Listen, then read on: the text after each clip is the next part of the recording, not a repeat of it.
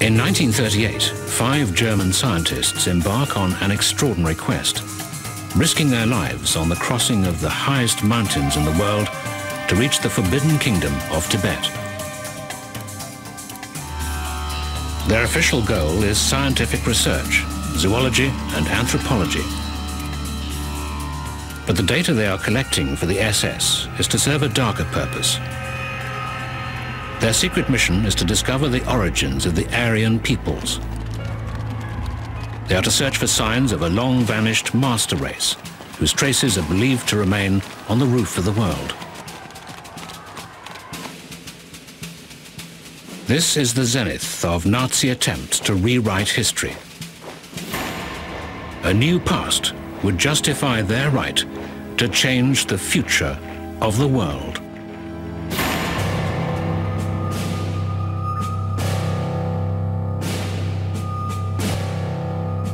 The SS was set up to guard Hitler, but in time it set out to steal history itself, to seize buildings and ideas from other cultures, to construct a new idealized Nordic past.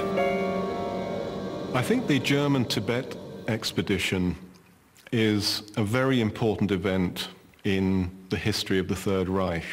Many people see the SS purely as a political organization, as a genocidal organization. Sending scientific expeditions to various parts of the world, and in particular to Tibet, was one very important way in which prestige was given and added to the SS. 1933, Hitler seizes power. A new German flag flies, a mystical emblem from early Europe. The swastika reflects Nazi belief that Germany is rooted in pagan Nordic tradition. The Germans are the purest representatives of a vanished master race, the Aryans. This gives them the right to rule over lesser races and to retake land where Aryan remains can be found. Heinrich Himmler, the SS leader, is a passionate promoter of the new mythology. His SS is the vanguard of a new racial aristocracy. Its men are to embody and provide the ideas that will give scientific credibility to a new world order. In 1935, in a villa in the Berlin suburb of Dahlem, he sets up the Ahnenerbe, or Ancestral Heritage Foundation. Even at the height of Nazi rule, its existence is scarcely known. Its aim, to advance the scientific study of the Aryan races and their origins.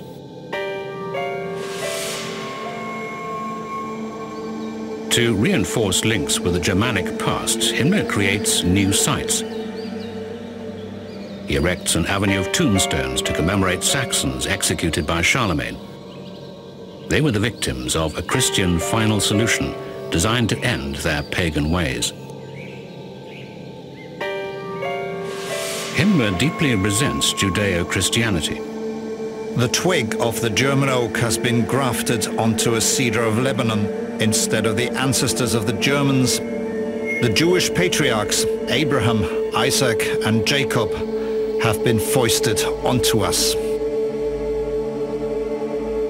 To show the Germans their true traditions, he films lavish reconstructions. The Ahnenerbe's motto is, People live happily in the present and the future so long as they are conscious of their past and of the greatness of their ancestors.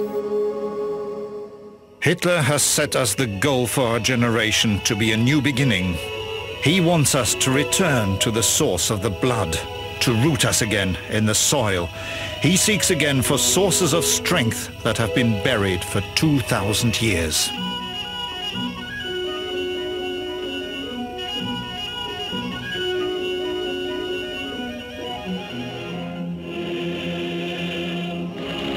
Signs from the past live again as symbols of the new age.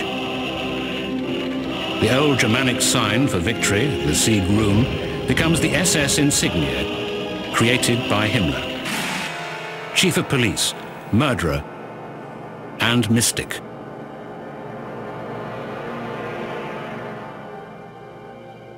Using slave labor from a concentration camp, he reconstructs Wewelsburg Castle. A golden 12-spoke sun wheel will be the center of the new world. The SS is to be a noble order of warriors sworn to the Führer, modelled on the knights of the past. Wewelsburg is to be the new Camelot. Himmler sees himself as the high priest of a sacred order. He will endorse a new version of the past. From the Stone Age to the Middle Ages, clues will be found to fit an alternative view. World history will be entirely rewritten.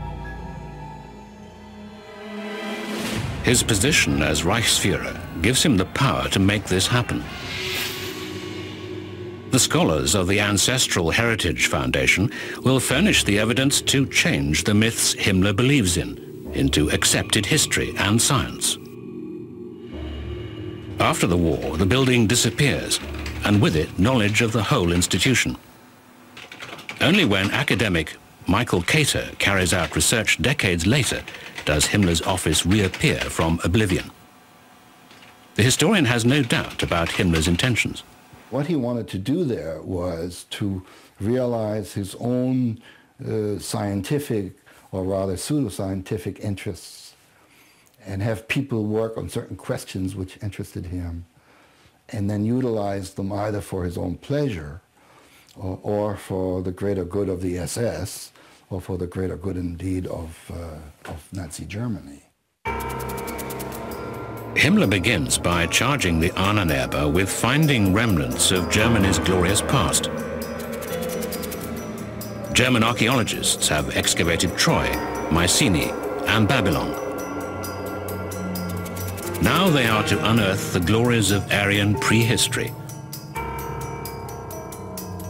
Woe betide them if they fail to discover traces of the master race.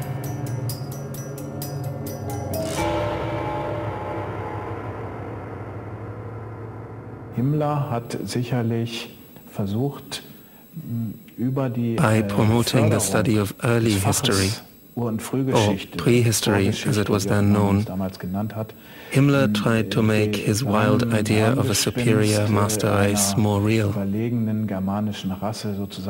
He supported projects intended to prove that the Germans were pioneers in all areas, at every level. Hitler shows nothing but scorn for the whole idea. As if it weren't enough that the Romans were constructing great buildings when our ancestors were still living in mud huts. Now Himmler is starting to dig them up.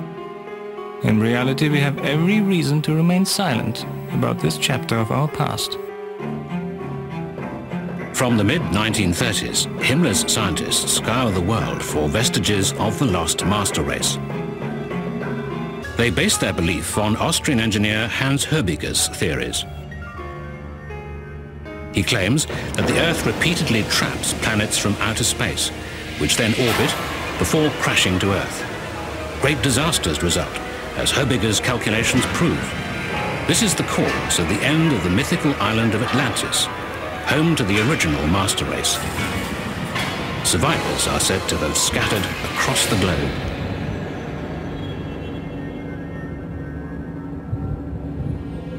Himmler has this belief declared official Ahnenerbe teaching. He overturns conventional wisdom. His smart new historians dismiss feeble old theories. The film Germans or Pharaohs makes the master race master builders. Ich behaupte auch, diese große Pyramide ist das älteste Bauwerk der Erde überhaupt. Ihr Alter beziffert sich nicht auf die lächerlichen 4800 Jahre, die die Ägyptologen anhand von unsicheren Angaben errechnet haben. Ihr Alter muss nach Zehntausenden von Jahren beziffert werden und reicht in eine ferne, ferne Zeit zurück, zu einem Kulturvolk, das lange vor den Pharaonen lebte und ein Wissen besaß. Die Geschichtsforschung weiß nichts von einem solchen Kulturvolk und muss derartige Angaben als Fantastereien zurückweisen. Behind Stonehenge, behind every other great edifice of the past, lies the unseen hand of a Germanic architect. Ahnenerbe research will prove it everywhere. Himmler, of course, also had an interest in finding the old island of Atlantis, and that would necessitate an expedition to perhaps Iceland or perhaps South America or Africa. So the Department of Expeditions was very much in order by 1939-40. The SS Ancestral Heritage Organization plans an ambitious range of journeys. Researchers will be sent to Iceland to find further proof of the realm in the north of the vanished Aryans. But the master race had dispersed across the globe. Archaeologists would also be sent to disinter Aryan remains in the Middle East.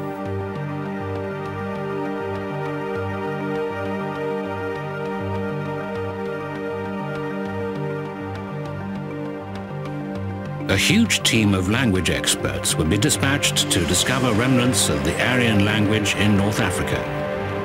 A large caravan of specialists in the differences between peoples would leave for the Caucasus in search of further ancestors of the master race in Asia.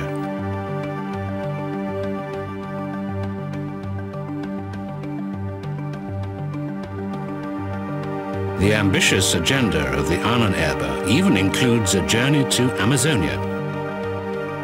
As early as 1935, a small team of German scientists comparing racial characteristics explores a tributary. Himmler is fascinated by the film they bring back.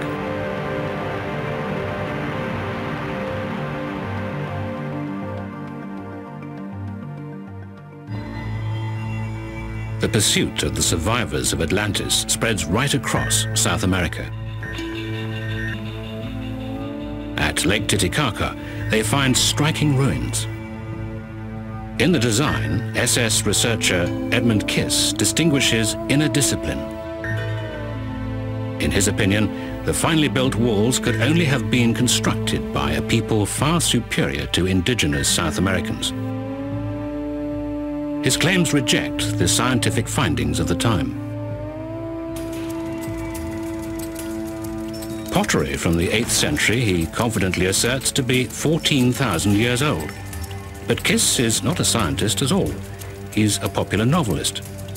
In Germany, however, his theories are welcome. But the ultimate proof of the master race will be sought not only in the highlands of the Andes, but in the high Himalayas. Here, according to SS dogma, survivors of the last cosmic catastrophe took shelter. This is the true cradle of the Aryan race. From the middle of the 18th century, Tibet was a closed land, forbidden to foreigners. A mere handful of explorers had returned, with exotic travelers' tales.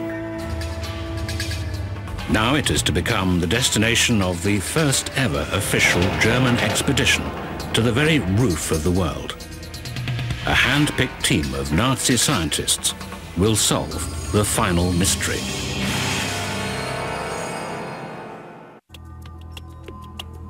In pre-war Germany, popular interest in Tibet is triggered by the Swedish traveller Sven Hedin. He fails to reach Lhasa, but his exploits excite the public. It is the last frontier.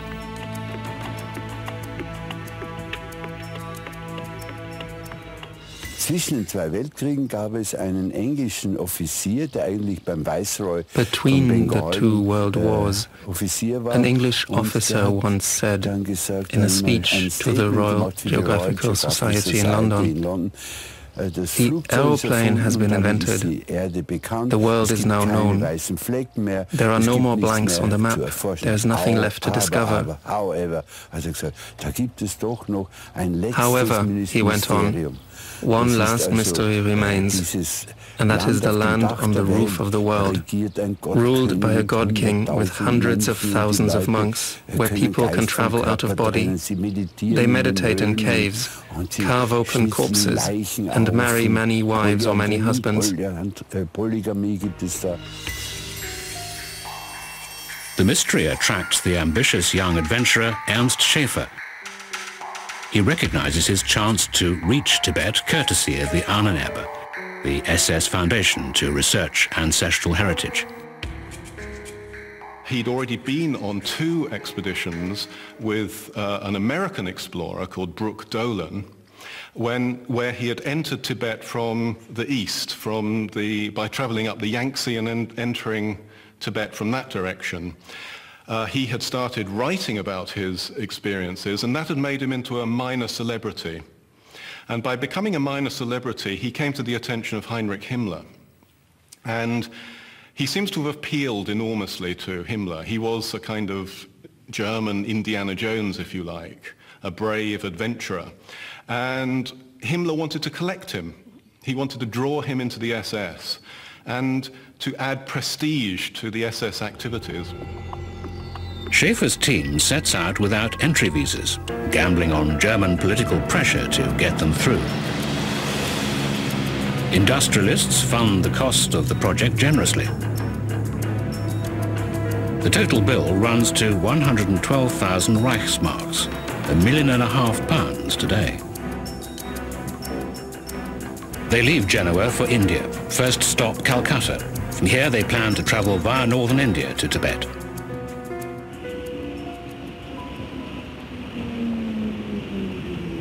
In India, the British have every reason to be wary. German scientific expeditions had been used before as cover to launch uprisings.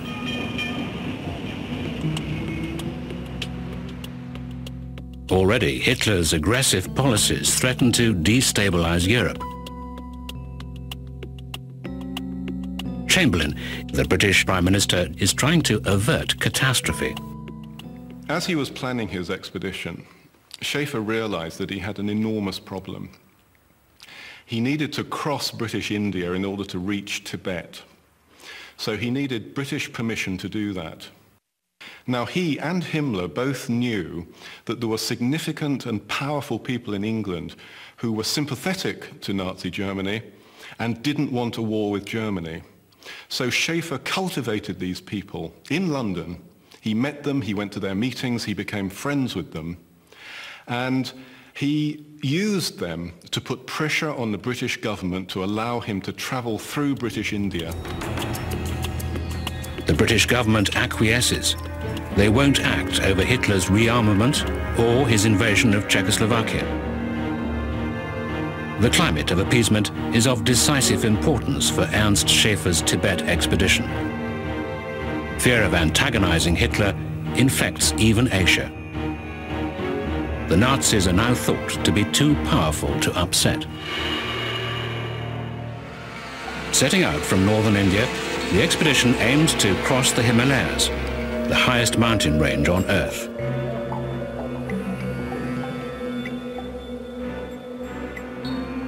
They will document their research with 60,000 photographs.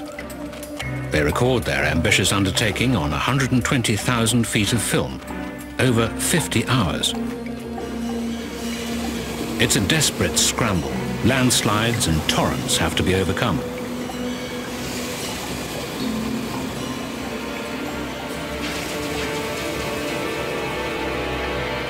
The young SS officers are all scientists in the pay of the state.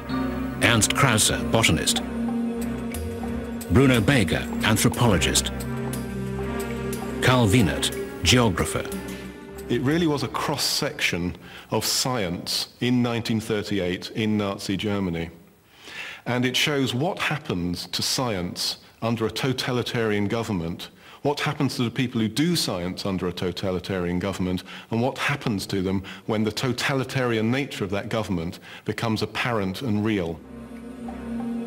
Their ornithologist and leader knows exactly what Himmler wants to hear. Schaefer announces that the goals of SS ideology and research are the same. Both are conducted by pioneers. Both make use of selection. Both are based on character and spiritual values given to us by our Germanic heritage. Privately, Schaefer sees Tibet as the place to practice his passion for hunting, collecting rare plants and animals. After a week-long pursuit, he bags his great prize, the previously unknown Sharpie.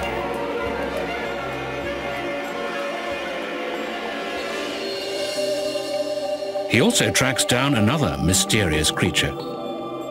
This is the land of the Yeti, the abominable snowman. Schaefer is the first to suggest that the Yeti is in fact a rare species of bear. His skeptical suggestion still convinces Himalayan explorers today. He discovered that the Tibetan bear is a single species, which looks different depending how old it is or whether it is male or female. At the time, Russian and British experts claimed there were three types: the blue, the small snow bear, and the Tibetan bear. His single explanation is definitive and correct. Schäfer's discovery partly solves the Yeti mystery. But the explorer and zoologist finds himself increasingly drawn to the Tibetans themselves. He is fascinated by their magical world. The people believe in violent monsters and bloodthirsty demons.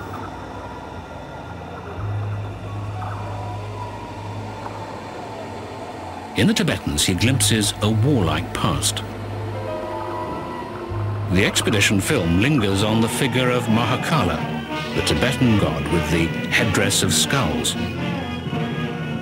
Wild, proud, invisible Mahakala, you feast on mountains of corpses, you down oceans of blood with relish. The skull and crossbones is a representation of absolute power over life and death, as worn on every SS cap. Now the expedition must live up to its sponsors' expectations. For the 5 men are hoping to fulfill a great dream, to reach Lhasa, the legendary capital of Tibet. There they will find the highest nobles and perhaps exert some political or military influence.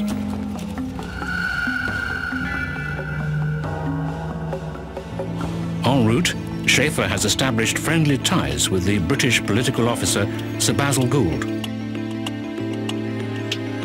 However, His Majesty's emissary in Lhasa, Hugh Richardson, is a declared enemy of Nazi Germany. The reason for this is that the British had a very protective view of Tibet. They viewed it as a buffer, a kind of protection zone between the British Raj, the jewel in the crown of the British Empire, and the powers to the north, China and Russia. They certainly didn't want representatives from a powerful European country coming to this country. The SS officers have not forgotten their primary mission, to collect evidence of common German-Tibetan roots. A research objective pursued above all by Schäfer's colleague Bruno Beger. Bruno Beger was the expedition's anthropologist. He was a member of the SS, and he was fascinated by race theory, how you find out the differences between different races, and in his view, what made a particular race superior or inferior. He was fully committed to this ideology and intended to pursue that scientifically by traveling to Tibet. To recruit volunteers for his studies, the SS man offers free medical treatment. At home, he has drawn up criteria for forcible sterilization in order to eliminate unworthy life.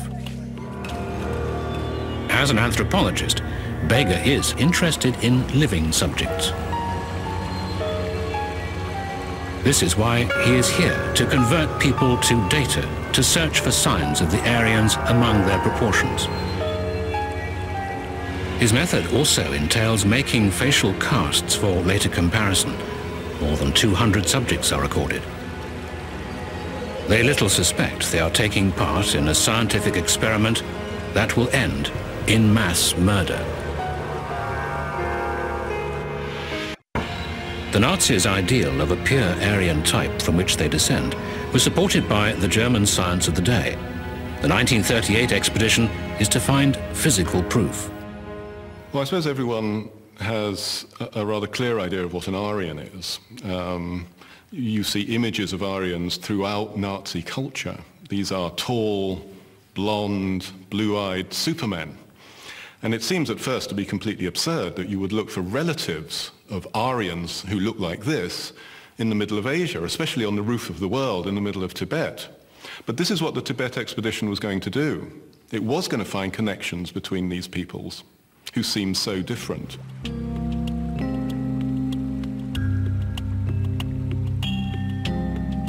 behind this is a very complex theory that essentially suggests that long ago there was a magnificent Nordic or Aryan civilization that was so superior, so talented, that it founded an enormous empire that spread across the world, from Europe to Asia, as far as Japan. When this empire collapsed, it left behind traces of its presence in the peoples in these far-flung parts of the world. Including Tibet, especially among the country's nobles. They are supposed to preserve Aryan heritage at its most pure. The expedition anthropologist Beger is keen to find evidence that links to the original Aryans. His caste-making risks the whole expedition. On his first attempt, he omits straws to breathe through. The victim has a panic attack and narrowly escapes death by suffocation. Silence has to be bought with a bribe. Nevertheless, Beger eventually produces a collection of Tibetan heads. Faces, he believes, conceal the characteristics of the Aryan super race. To prove this, he records anatomical details to enable him to compare them with the measurements of northern Europeans, supposedly the closest of all descendants of the Aryans. Beger uses the standard objective methods of German anthropology. He reduces hundreds of Tibetans to numbers. He even classifies the shade of their eyes and skin. Making these measurements was only really the starting point for Beger. He then had to process all these figures he had accumulated. Now, by doing that, he would, in a sense, boil them down and use the result to find out whether people were different or similar, related or not related. It's not that different from genetics, really. Modern genetics does almost the same thing with various kinds of genetic markers. But for Beger, it came down to mathematics. It was really the mathematics of the master race. Ahead lay Lhasa and its secrets. In January 1939, they ride through the Western Gate.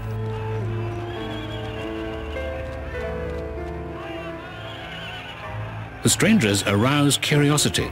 Very few Europeans had ever set foot inside this closed world. Krauser, the cameraman, is fascinated by everyday scenes resembling life in medieval Europe.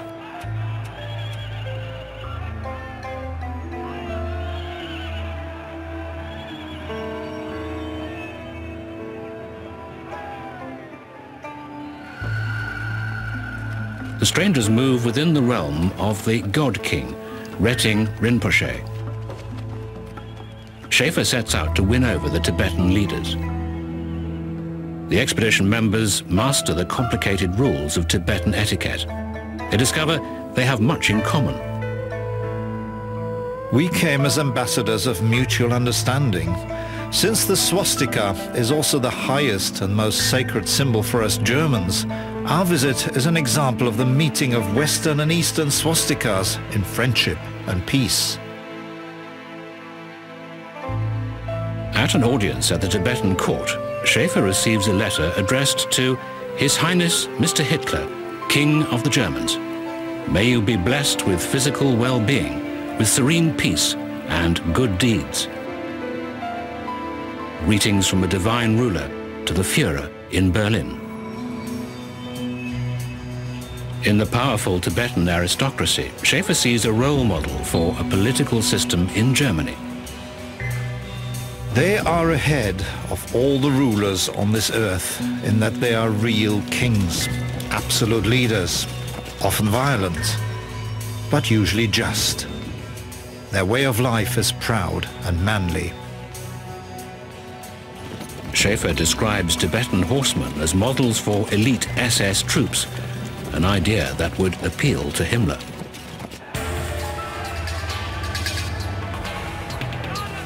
But Schaefer spends much time absorbing Tibetan religion. 50 years later, he still has vivid memories of witnessing a shaman predict the future. Suddenly, he changed color. His face went first yellow and pale, then blood red. He danced frenetically before collapsing in a heap, in a fit on the ground. Holy lamas came and carried him back to the palace in his golden litter. When I spoke to him, he was fully conscious again, and he said, "The flying people will come. There will be vast destruction. The electric spark will come to Lhasa that will wipe out our religion. And terrible things will happen in your countries, to the English and Germans in England and Germany." Something terrible does happen. In September 1939, German divisions attack Poland. The Second World War begins. Himmler recalls his men. The return of the German Tibetan expedition is a triumph. The knowledge they have acquired will feed the divisive and elitist racial theories propounded by the SS. But Schaeffer's mind is already back in Tibet. Schaeffer devises a scheme to begin a guerrilla war against British India, using the Tibetan army led by 30 SS men. The project is little more than an excuse to return to the Himalayas. The plan is spiked by the German army. Himmler has other plans for his Indiana Jones.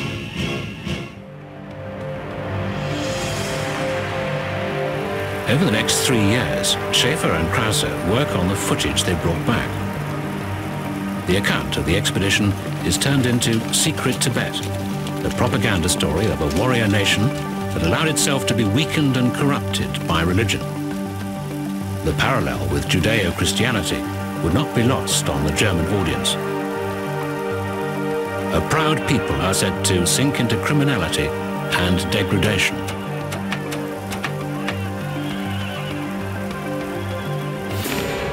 Meanwhile, Himmler's Ancestral Heritage Foundation is engaged in its most demanding mission.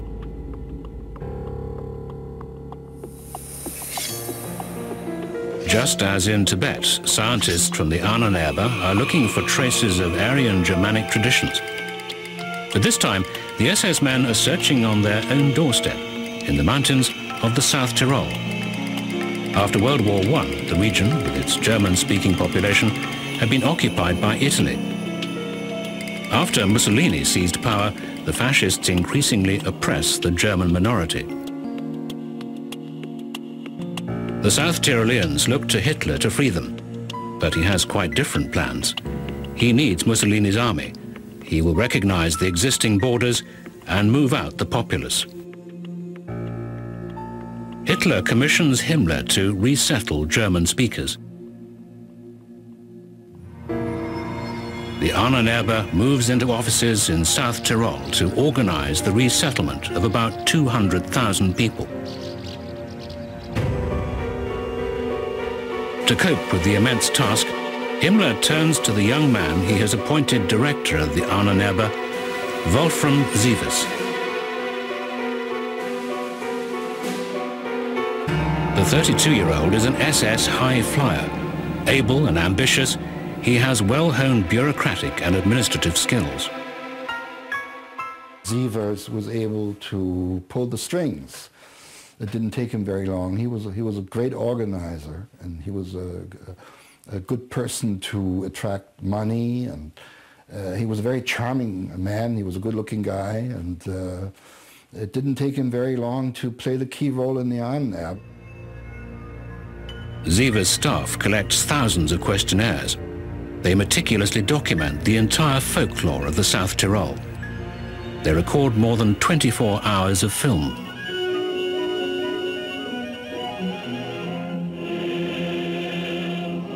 It is the biggest and most expensive operation carried out by the Ahnenerbe. The culture preserved by the SS is to form part of the baggage of those being resettled, to be unpacked again when they reach their new homes. German tanks roll into the Soviet Union. The South Tyroleans are meant to follow. The Nazis' aim is to create a land where members of the German master race rule over millions of Russian slave laborers. In Himmler's eyes, the Russian prisoners of war are only material to be exploited. More and more will come under their yoke as the Germans press forward.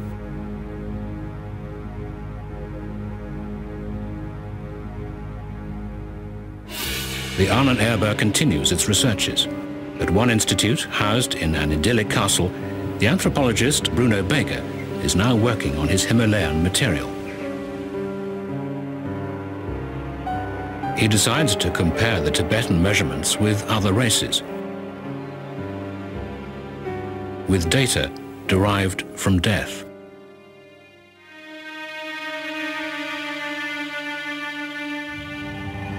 Hitler orders his soldiers to shoot the Jewish commissars of the Red Army on sight. Beger intends to study their skulls to be sent back to Germany for his anatomy collection.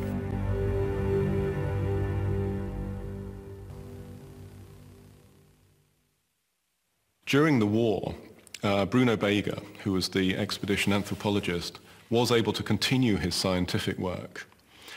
And as well as Asian populations that he'd studied in Tibet, he now added Jewish people to his studies. Beger visits Auschwitz in search of what he calls suitable material. Organizational difficulties scupper plans to collect the heads of Jewish commissars on the Eastern Front. In Auschwitz, he selects over 100 prisoners. They will be sacrificed for the sake of scientific comparison.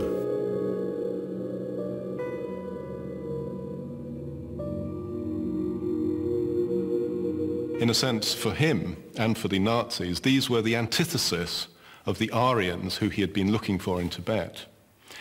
By becoming involved in this project, he eventually became involved in murder.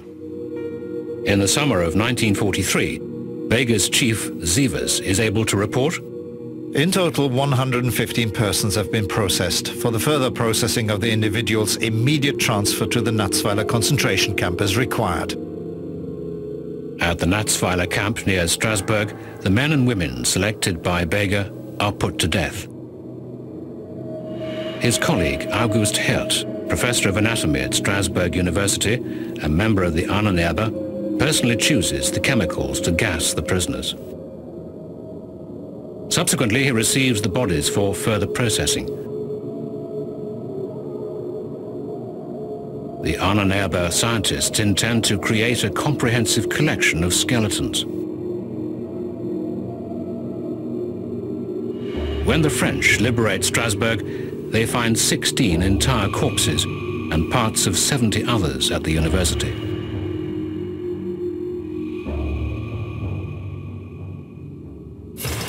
At the fronts, the German troops are withdrawing. At home, the Allies raze towns and cities to the ground.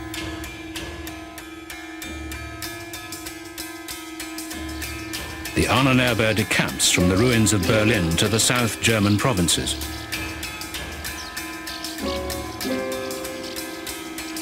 The picturesque village of Weichenfeld becomes the new base for Wolfram Sievers.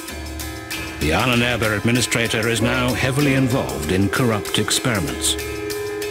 He collaborates on tests being carried out at Dachau concentration camp, military, scientific, applied research for the German Air Force. With Sievers' connivance, prisoners become expendable test objects. They are made to undergo the sudden loss of pressure at high altitudes. Nazi doctors simulate conditions up to a height of 13 miles. The experiments cause unbearable pain. Half of the 150 die. Tibet cameraman Ernst Krause is supposed to film this. His colleague, Ernst Schäfer, goes to see one of the experiments. He stops Krause from going. His motives remain obscure.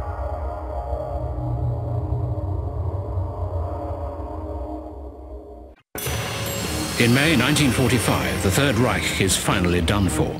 Allied troops arrive with plans to hunt down war criminals. Those who do not surrender go into hiding or attempt to escape.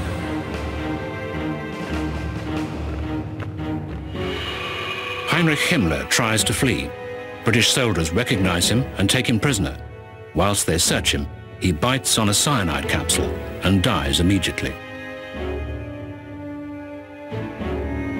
Now the master race and its murderous policies stand accused of crimes against humanity. In Nuremberg, one of the biggest war trials in history unfolds. In the dock, scientists and researchers sit alongside prominent Nazis. But of all the staff in Himmler's Ahnenerbe, only one man, the director, Wolfram Sievers, is charged.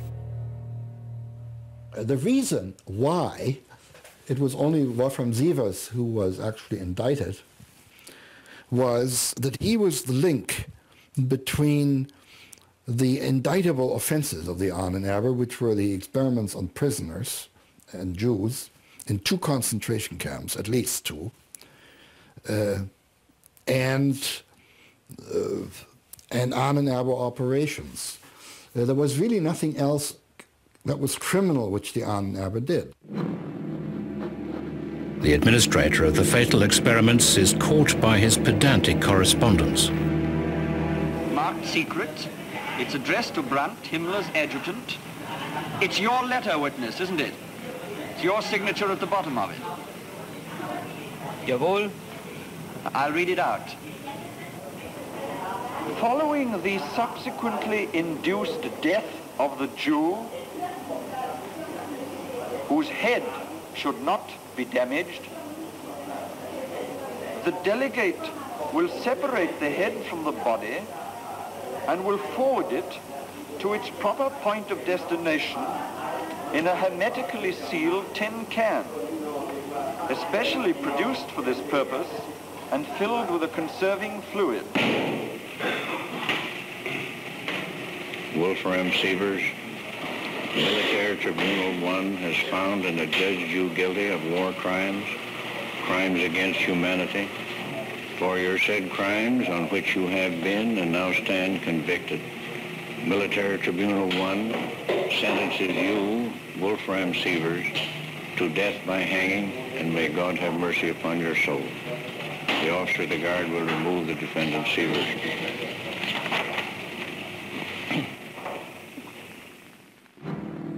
Despite appeals by international scientists, Sievers suffers the fate of the guilty.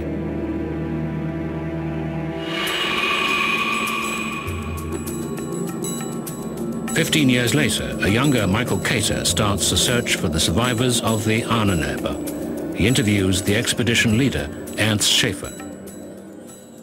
He and I had a very good chat, and even when I broached some of the more delicate issues, such as, don't you think there may have been murder at play during that planned exhibition to Tibet? Don't you think that one or two of your friends might have endeavored to kill certain people? He didn't exclude the possibility. For his grand dream of Tibet, Ernst Schäfer had aligned himself with murderers. After the war, he pays the price. His valuable collection of Tibetan artifacts is scattered among various museums.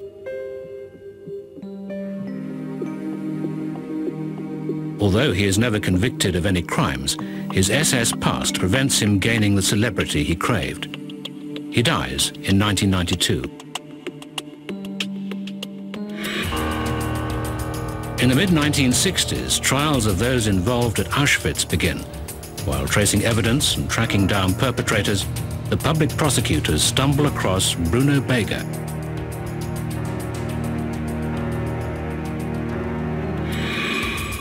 He is living quietly in Frankfurt. Michael Cater goes to see him.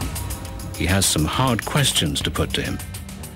He was extremely adamant in maintaining that he had committed no crime. I mean, he was understanding of my mission, of my job, which was to write a PhD dissertation and do the research for it.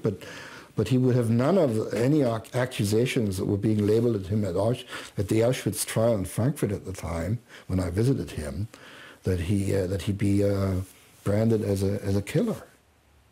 In 1971, Bruno Beger received a 3-year prison sentence as accomplice to murder. Today he is alive and well in a small town in Germany. Other members of the Ahnenerbe staff were never charged. The documents and film footage disappeared into archives.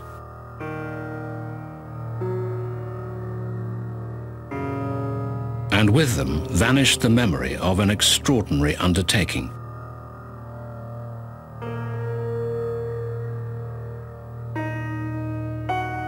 It was the high point of the fatal quest to make myth modern history.